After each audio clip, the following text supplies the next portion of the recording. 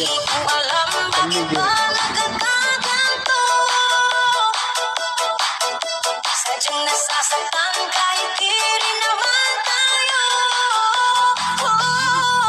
Ang puso ko'y nagdurugo at parang sumisikip ang bibig ko sa tuwing nakikita ko na magkatabi tayo.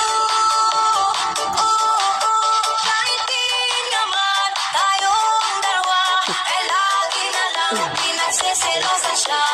Bakit pa siya at bakit di na lang ako? Hindi, kasi